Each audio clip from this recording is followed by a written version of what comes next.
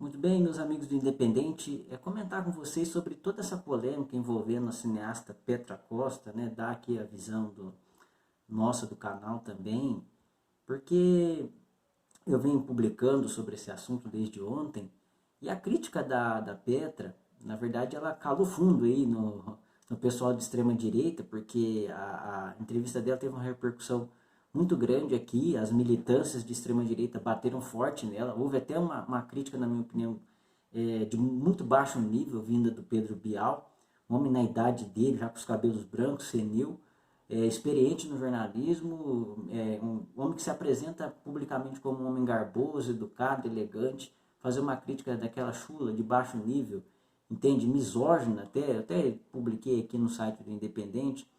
Ele fala que é uma menina querendo dizer para a mamãe dela que ela fez tudo direitinho, entende? Partindo para a questão do gênero, como se ela não tivesse que pedir autorização, ou como se ela estivesse fazendo para ser aprovada por alguém, pelos pais, pela mãe, não sei o quê. Entende? É uma crítica sexista mesmo. Eu até publiquei a resposta do cineasta Pablo Vilaça. Ele foi muito bem, ele falou: isso além de estúpido é de um sexismo colossal. Eu duvido que se fosse um filme de um homem ele tentaria usar esse tipo de clichê misógino, de que as mulheres não são capazes de pensar por conta própria e de que precisam de aprovação alheia. Ele até ironizou no final, porque assim, enquanto eu publicava, eu falei que o Pedro Bial é um cara que escreveu até biografia oficial do Roberto Marinho, ali uns 2 anos depois que o Roberto Marinho morreu. Ele sempre foi um cara a serviço dos patrões, do patronato. Tem gente que é contratado por um determinado veículo, uma empresa, mas não tem aquela postura serviçal. Ele sempre foi um serviçal da Rede Globo. Inclusive, ele aceitou apresentar um dos piores programas da história da televisão, que é aquele troço lá do BBB. Entende? E assim, e aí o Pablo Vilaça fez uma ironia interessante. Ele falou o seguinte: Pedro Bial escreveu a biografia oficial de Roberto Marinho, talvez alguém pudesse dizer sobre a biografia do milionário.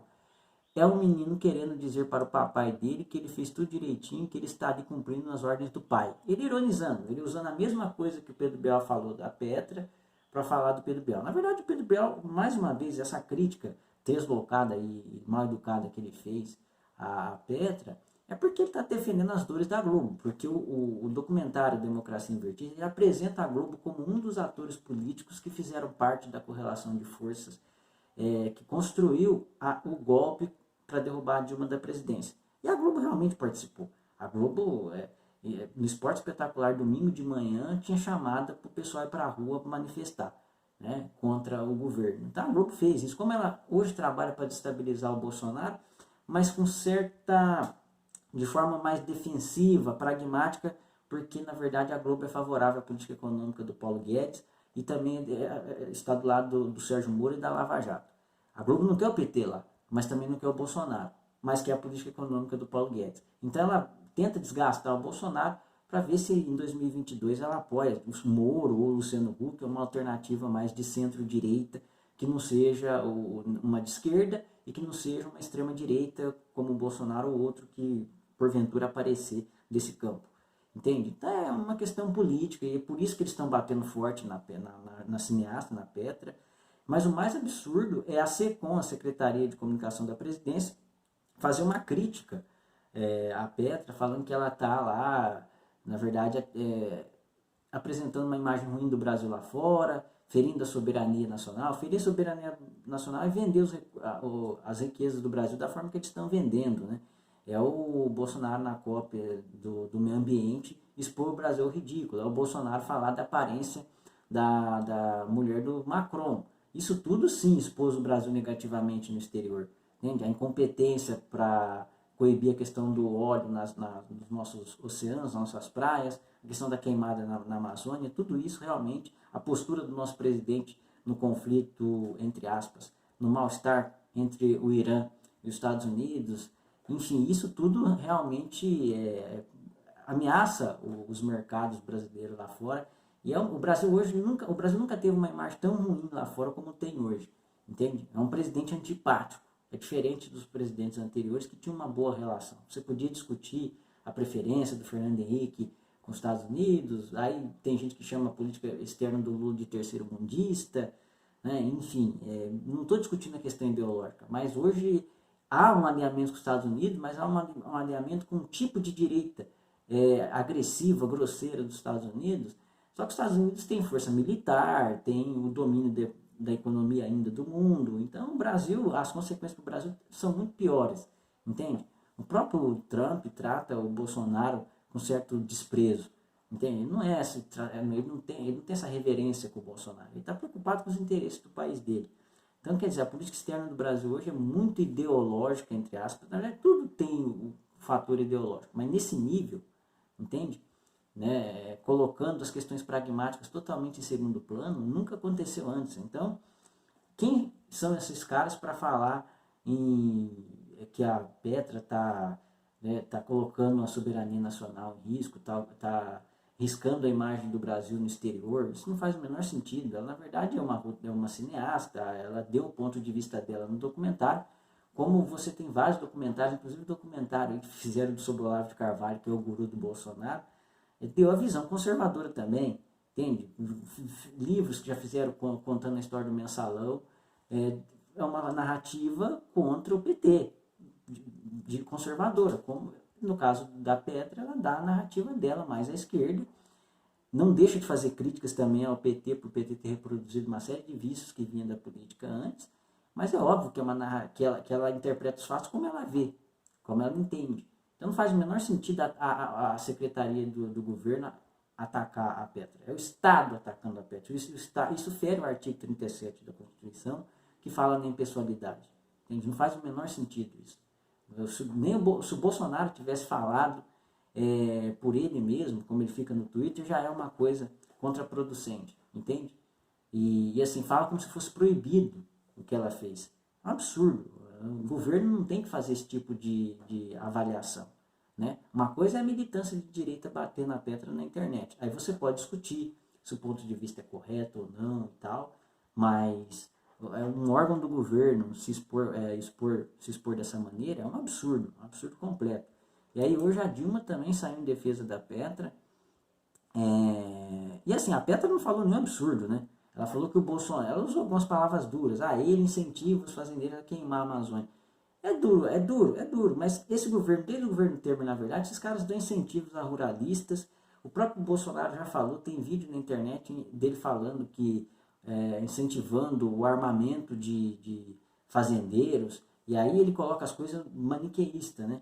Tipo, os, entre aspas, invasores são os inimigos da agricultura brasileira e os ruralistas são os bonzinhos, as vítimas. E não é assim. Tem muito cara que é dono de terra hoje no Brasil que é grileiro. O cara grilou aquela terra, entende?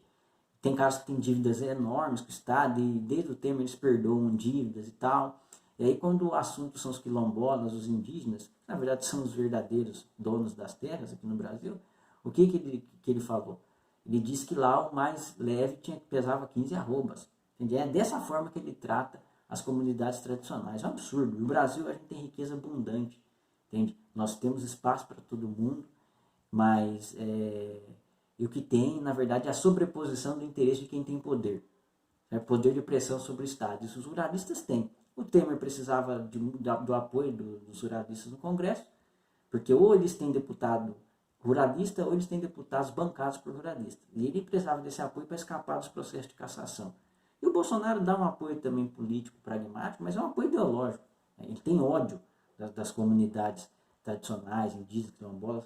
É um cara que fala em programa de televisão que para um menino não ser gay é só você dar um couro nele. Isso é ele disse, entende? Um absurdo. É óbvio que isso incentiva a violência. Então quando você vai num discurso e diz que tem que armar os fazendeiros, é óbvio que você está incentivando a violência. E cada caso é um caso, você tem que ver, a questão do conflito do campo é complexa.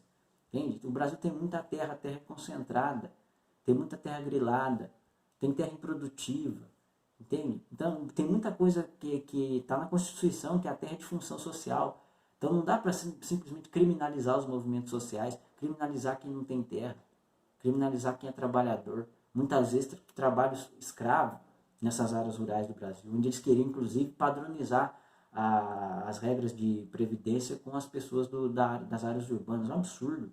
Esses caras eles não têm empatia com as pessoas, com os oprimidos. Esse é o ponto. Você precisa tem que parar de maniqueísmo. Ai, é comunismo de um lado, liberalismo de outro. No meio, a vida é muito mais complexa do que isso. Entende? Então não tem essa, eu não gosto do MST, bandido, é quadrilheiro. Vai estudar, vai ver o que o MST faz de bonito no Brasil, em termos de agricultura familiar, em termos de educação, faculdades, entende? É impressionante. Agricultura familiar, alimento saudável, cuidado com o meio ambiente.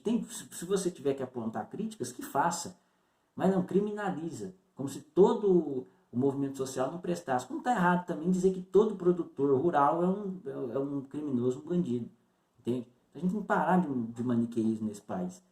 E aí a Dilma, hoje eu vi no Instagram, eu até publiquei no site Independente, ela fez uma crítica bem pesada.